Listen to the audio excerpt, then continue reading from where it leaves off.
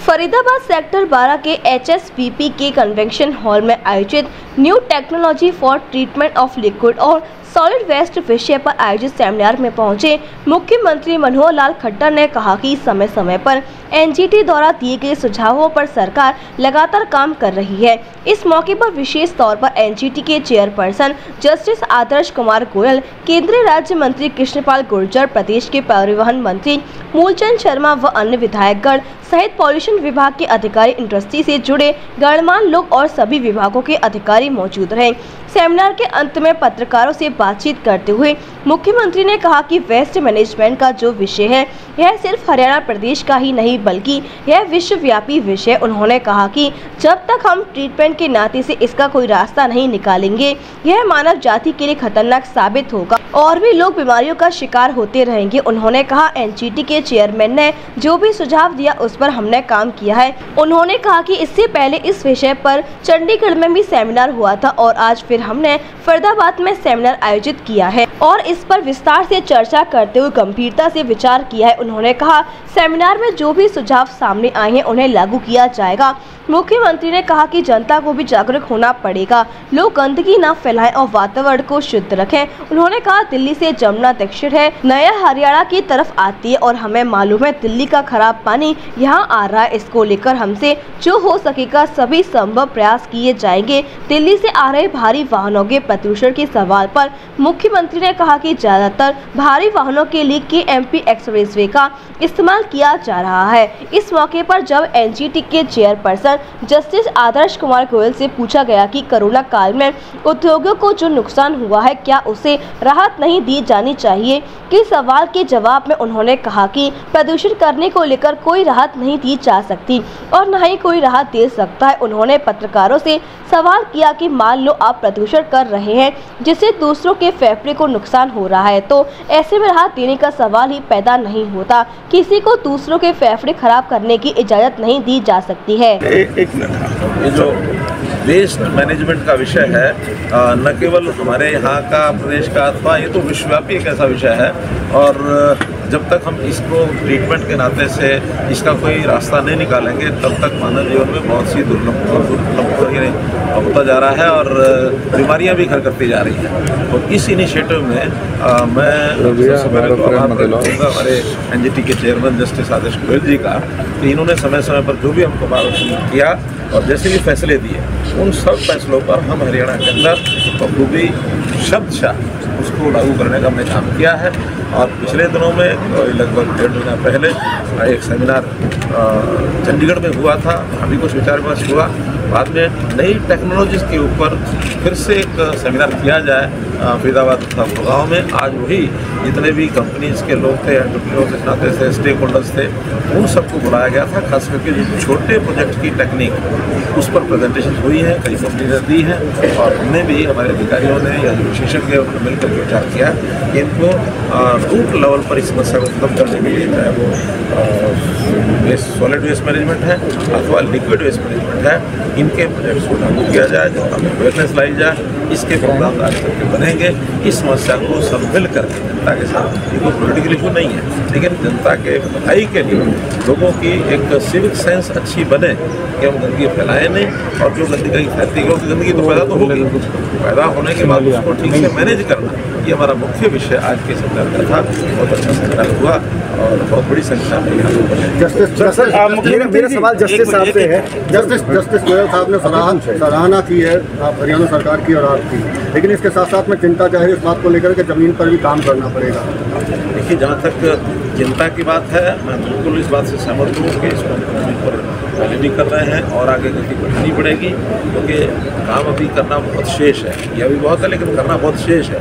जो शेष है उसको लागू करेंगे और आगे लोगों में भी जागरूकता पैदा करेंगे कि इस प्रकार की जो गंदगी है उसका कहीं ढेर भी ना लगने दें और उसको मैनेज करने के लिए छोटे प्रोजेक्ट की ओर जो सोसाइटीज़ हैं, जो बिल्डर्स हैं, डेवलपर्स हैं, वो भी आएँ, कि जो RWS हैं वो आएँ ताकि अपने अपने मोहल्लों में वो सॉलिड वेस्ट के और लिक्विड वेस्ट के छोटे प्रोजेक्ट्स भी लागू कर सकें। और जहाँ तक सराहना की बात है, मैंने पहले भी कहा है कि जिसकी सराहना की जाती है उससे नहीं पूछा जाता, जिन्होंने सराहना की है उनसे पूछा जाता है। सर मेरा सवाल आपसे है, सर ने आरोप लगाया है, मुख्यमंत्री मेरा सवाल आम आदमी पार्टी ने लगाया है कि सेंटर ग्रेप का चौथा चरण लागू हो चुका है। एनजीटी में जो यहाँ पे लगातार प्रतिबंध लगाए जा रहे हैं उद्योगों पे, उद्योगों की भागीदारी इस पॉल्यूशन फैलाने में 2% है, 34% पराली की है, फिर भी पॉल्यूशन क्यों नहीं रुक रहा है? उद्योगपतियों को राहत क्यों नहीं दी जा रही है? जिसका जितना भी परसेंट हो, किसी को कोई जस्टिफिकेशन जी, ये रिपोर्ट बता रही है सर। जो भी है वो जिसका जो भी कंट्रीब्यूट कर रहा है उसके ऊपर उतना एक्शन होगा। ये तो नहीं कह सकते कि मेरा 2% है बाकी का 40%, ये कोई जस्टिफिकेशन। सर आज पेपर में था बाई चांस जिस तरीके से ये पॉल्यूशन बढ़ता जा रहा है, कोरोना काल में उद्योग बर्बाद हो गए, क्या इनको राहत नहीं दी जानी चाहिए? नहीं, राहत प्रदूषण करने की कोई राहत किसी को नहीं दी जा सकती, क्योंकि कौन देगा राहत? उससे अफेक्टेड कौन है? सिर्फ सरकार अफेक्टेड नहीं है। मान लीजिए आप प्रदूषण कर रहे हैं और दूसरे की सेहत खराब हो रही है, उसके फेफड़े खराब हो रहे हैं, तो आपको राहत दी जा सकती है? आप बताइए कौन से कानून में आपको ये राइट दिया जा सकता है कि दूसरों के फेफड़े खराब करो? क्योंकि वो ज़्यादा कर रहा है इसलिए थोड़ा सा मैं भी करूँगा, ये थोड़ी बात। सीएम साहब आपने पानी मांगा था, जस्टिस साहब ने यमुना और गंगा की बात कही है कि, और आपकी तारीफ की है कि सोनीपत पानीपत से यमुना साफ आ रही है, लेकिन दिल्ली में आकर प्रदूषित हो चुकी है, फिर फरीदाबाद में आती है यमुना। तो आखिर ये पूरा पुष्टि कब तक दिल्ली के साथ? कि आपने स्वयं अपने प्रश्न का उत्तर दे दिया है।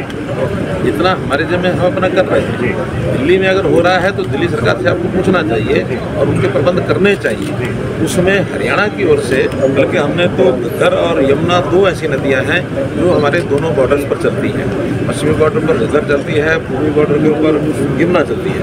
हमने यमुना को, घग्गर को एक ही जिला जहाँ से प्रारंभ होता है, अपने जिलों के किसी प्रकार का लिक्विड वेस्ट उसमें न जाए, उनके पड़ोस के प्रदेशों को भी हमने अपील की है। इधर उत्तर प्रदेश को भी कहा है हमने, हिमाचल को, उत्तराखंड को कहा है कि latest start from the top, कि वहाँ से हम जिला दर जिला इनको ठीक करते चले आए। अब दिल्ली पहुंचने तक हमारी जिम्मेवारी है। दिल्ली के बाद दिल्ली की जिम्मेवारी उनको पूरा करना चाहिए, बल्कि उससे हम अफेक्टेड है, विक्टिम हैं। दिल्ली का खराब पानी हमारे यहाँ फरीदाबाद, पलवल, गुड़गांव और नूह, उसको हम भेजते हैं तो भी बहुत गंदा पानी होता है। इसलिए उसमें हमें अपने लेवल पर जो काम कर रहे हैं, दिल्ली को आप लोग पूछना चाहिए, उसको करें। ऐसे ही घग्गर में पंजाब है, चंडीगढ़ है और हरियाणा है, ये सब मिल करके टॉप से हमने काम शुरू किया है। एक एक जिले को आगे बढ़ते हुए उसको साफ करेंगे। ये अपना विकास कार्य चल रहे हैं सर, विकास कार्य सरकार को पॉल्यूशन रोकने के लिए कि जो भारी वाहन है उनको सुनिश्चित करें कि वो दिल्ली की तरफ ना जाए। हमने, देखिए आपको पता होगा, जो केएमपी बना है वो केवल इस पर्पज़ के लिए बना है कि दिल्ली के अंदर भारी वाहन एंटर न करें। केएमपी से जो national highway number 2, national highway number 8, उसके सारे वाहन और केएमपी होते हुए और उत्तर भारत के लोग जाते हैं। अब दिल्ली के अंदर वो वाहन, भारी वाहन कोई नहीं जाता है, बल्कि आगे एक और चल करके आपको जैसे जानकारी दी गई है, रेलवे ऑर्बिटल रेल कॉरिडोर, ये भी केएमपी के साथ साथ एक नया प्रोजेक्ट 6000 करोड़ रुपए का ये बनाया जा रहा है, ताकि ट्रैफिक और भी कम हो और बाहर से बाहर ट्रैफिक जाए। दिल्ली देश की राजधानी है, दिल्ली का जो पॉल्यूशन है उसकी चिंता हमको भी है। हम अपनी ओर से पूरा जो भी हमारा काम को ठीक करने के लिए, करने के लिए, पॉल्यूशन को दूर करने के लिए जो काम हमारे जिलों में करते हैं। सीएम साहब, विकास कार्य चल रहे हैं, नो डाउट बहुत अच्छे कार्य चल रहे हैं, लेकिन बावजूद साथ साथ में सड़कें जो है धूल से बिल्कुल अटी पड़ी है। साथ साथ अगर करना है उसका इलाज करा जाए तो ज़्यादा बेटर होगा, तो पॉल्यूशन के ऊपर भी फर्क पड़ेगा। पर्याप्त काम हो रहा है, फिर भी आपके सुझाव पर ध्यान करके और इसको पराली के मामले कम हुए 31% हरियाणा में, 18% पंजाब में बढ़े। आपने मांगा तो पानी था, उनसे दे दिया धुआं उन्होंने पंजाब में। उनको बताइए। वधु वेडिंग प्लाजा जो आपके लिए लाया है बेहतरीन डिजाइन्स के कलेक्शन, जहां आपको मिलेंगे डिजाइनर लहंगे, साड़ियां एंड वेस्टर्न आउटफिट्स जैसे पार्टी वेयर साड़ियां एंड ड्रेसेस, कोलकाता की मशहूर डिजाइनर साड़ियां, बनारस की मशहूर बनारसी साड़ियां अब आपके लिए मथुरा में ही उपलब्ध हैं। बस आपको बढ़ाना है एक कदम जो जाता है वधु वेडिंग प्लाजा की तरफ। तो आज ही आए वधु वेडिंग प्लाजा और अपने त्योहार को बनाएं और भी खास। वधु वेडिंग प्लाजा, कृष्णा नगर, मथुरा।